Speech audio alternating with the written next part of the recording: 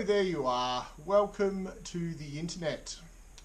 It's been a while since partymeeple's done a video.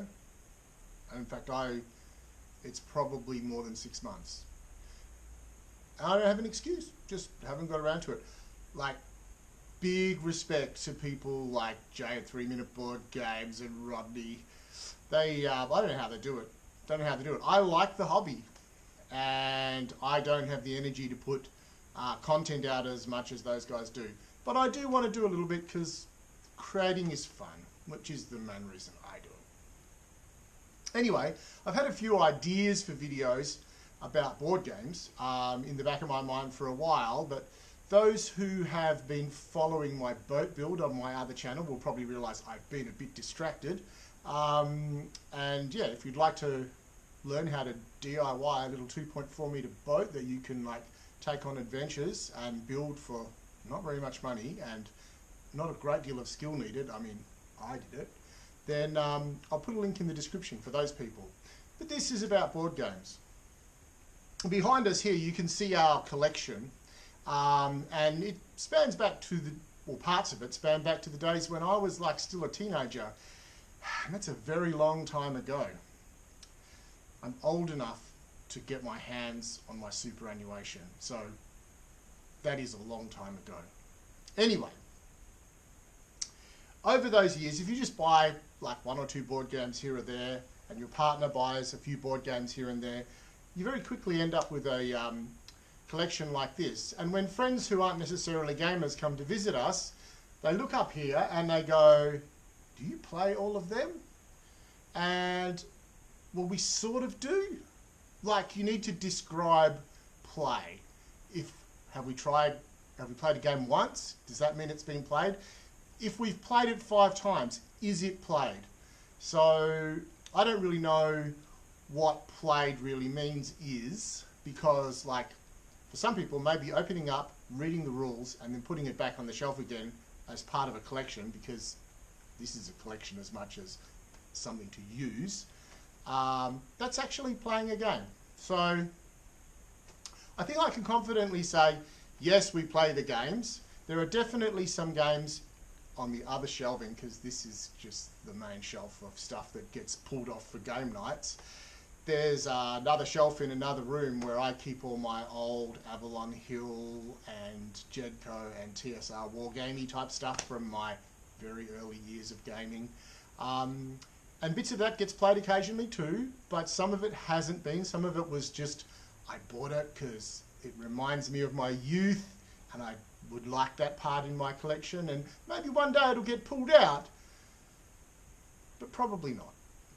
But I still like the idea that I have it as part of our collection. Anyway, so what I'm going to talk about today, finally getting to the point, is games that I have played more than 20 times. And we'll point them out on the shelf and make a quick comment on them about the suitability of them for a person who probably is new to board games. And with that out of the way, let's start. I have played 4 games behind me, or in this household, 20 times. And they are Through the Desert, which is a little game where you place rows of camels on the boards and try and surround parts of oases and deserts on a map. This is an okay game for a new to the gaming hobby person. We've played Niagara 20 times. This is a fantastic game for new players. There's nothing better than watching your friends' canoes fall over the waterfall and then they have to start collecting gems again. Gulu Gulu has been played 20 times. This is a game where you're stealing eggs from an eagle's nest, and this is probably the best example of a game that I can think of where an adult can take on a child and they're on very even terms, because an adult will use a little bit of strategy to work out, why did I not turn my phone off? A little bit of strategy to work out which eggs to try and choose by flipping some tiles in the pathway, whereas a child has small fingers and they'll just get the egg. It's a fantastic game. Anyway, the last game we've played 20 times is The Grizzled. This is a cooperative game where everyone works together to try and survive World War I. You're hairy French soldiers. In fact, I believe the French name for the game means the hairy hair. and you need to try and play cards blind. It's basically a card game, and burn a stack of cards before any of you die. If any of you die in the war, you've all lost. Anyway, they're the games I played 20 times.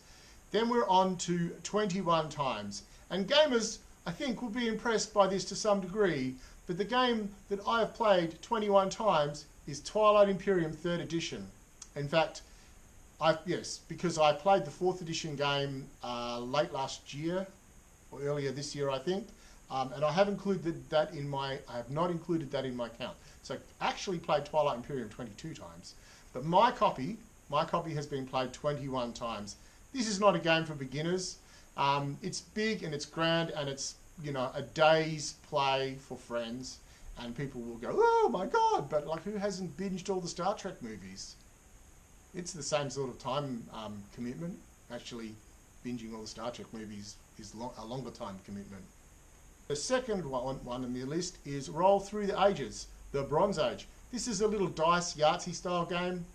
I'm not going to say too much about this. You roll dice, you mark stuff off, and you try and score some points. And this is also a good first game for people who aren't gamers. The next game on the list is Kingdoms.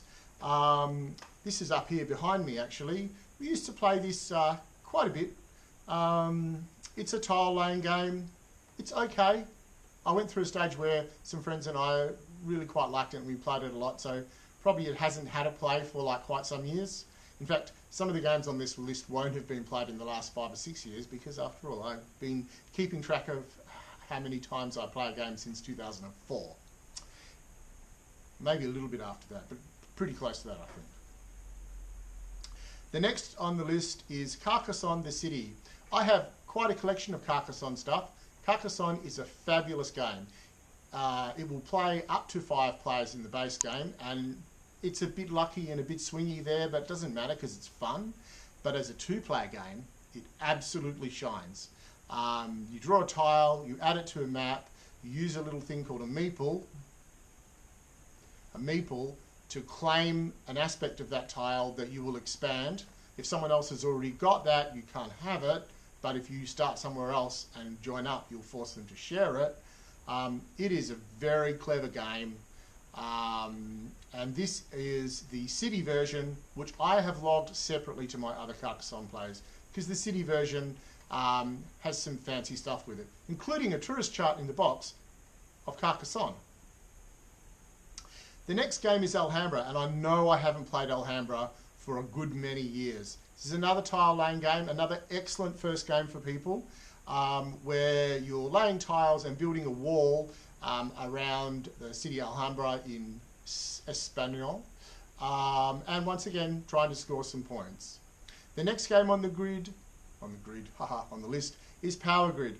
Power Grid is a classic game of expanding a network and trading in a market situation.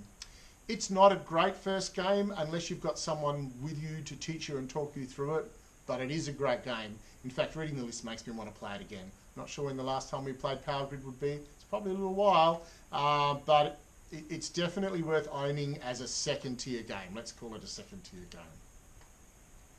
The next game on the list is 23 plays, and that's A Race for the Galaxy.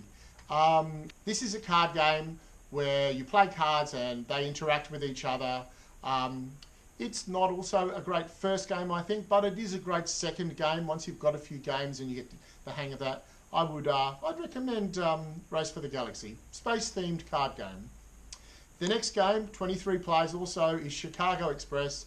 We call this a cube rails game, even though it has little trains in it that like you make strings of, but there's other games like this where you lay a string of cubes across a map, and once again scoring points or making money or some way running a railway. Chicago Express is a wonderful game. I would call this like a good first up game, especially if you have someone who owns the game to teach you. It's not too long and it's reasonably straightforward and it's quite beautiful. The next game on the list is also 23 players, and that's Aton. This is a 2-player Egyptian card game where there's only 4 types of cards in the deck, and the way you play them affects scoring and placement differently. It's a clever game. I think it's probably a very good second buy game.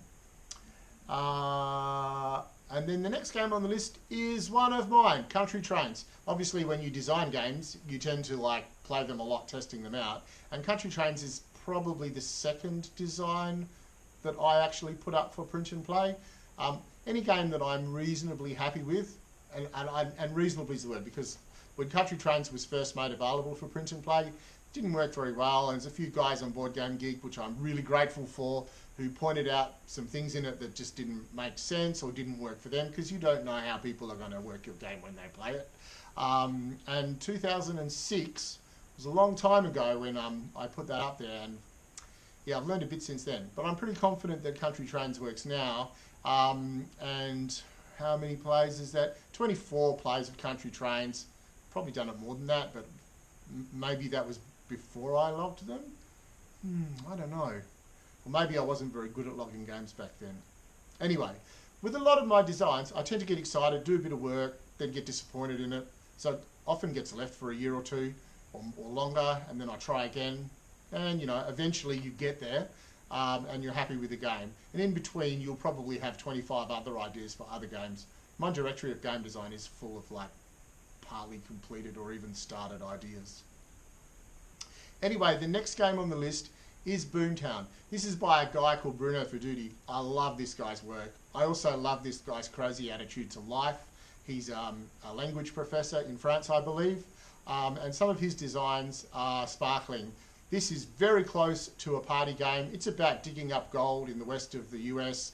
Life is cheap and money is king. And it's a lot of fun. The next game is St. Petersburg. Another game I haven't played for quite some time. It's another card game where you're making a row of cards on a table to score points and create actions. I would say St. Petersburg is a good first choice game. The next game is Ra, and this is probably the first Reiner Knizia game I played. This is probably the first Reiner Knizia game I've played. This is an auction game set in Egypt. And really, this is a clever mechanism with a theme just pasted on. And a lot of people hate this, where you like paste a theme onto some mechanics, and really this whole thing, like, why would people be auctioning weird shit in Egypt? It doesn't matter. It's still a very good game. We have played this fairly recently, actually. I'm not sure when. I probably should have written the last date of play down on the list. But this is definitely a good first choice game. The next game on the list with 26 plays is King of Tokyo.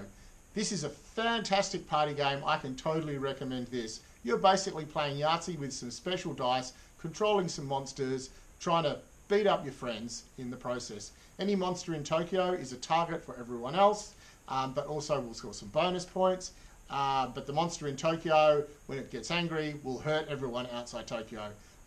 It's a good party jaunt, and I will recommend that as a good first choice game. The next game on the list is something I know I haven't played for a very long time, and it's a bit crazy.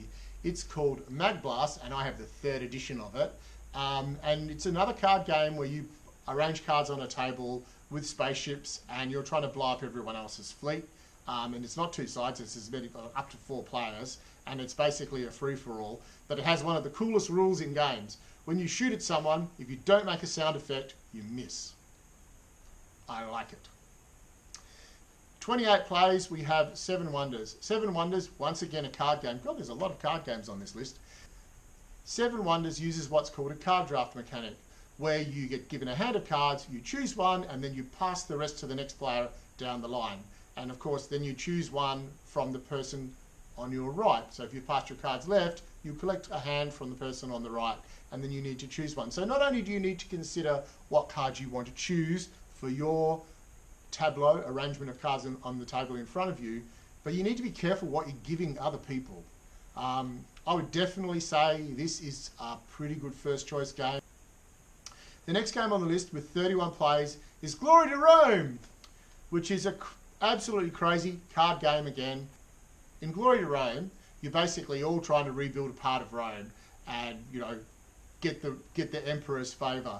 And this is not a great first choice game, I think.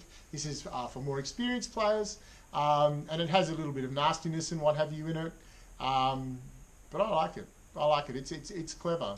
Wait. This has gone over 15 minutes now, and I'm worried that might be a bit long.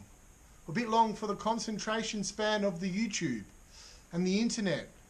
Like, you know, what's a TikTok, 60 seconds or something? I don't want to push my luck, hey? So we'll finish here and there'll be a part 2 with the rest of the games on this list. We're about halfway. And an underwhelming competition. Who would like a shirt? We have a few of these shirts left in all sizes and most colours. I will send one for free anywhere in the world, randomly, if you drop a comment below suggesting one of the games that might be in the second half of this video. Just pick a game that you think I might have played more than, are we up to 25 times? I should have checked. More than 25 times. And I will, if there's multiple entries, in 2 weeks' time I'll draw a name out of a hat. Probably there'll be 1 or 2 people, if I'm really lucky. And I'll contact you and post you one of Party Meeple's play t-shirts. Anyway, thanks for watching. Please like and subscribe and share this video with your friends who you might want to get into board gaming. There's, you know, it's aimed at people who have a new or casual interest in what board gaming has become since they played Monopoly as a child. And that's not some experience that we want to remember too fondly.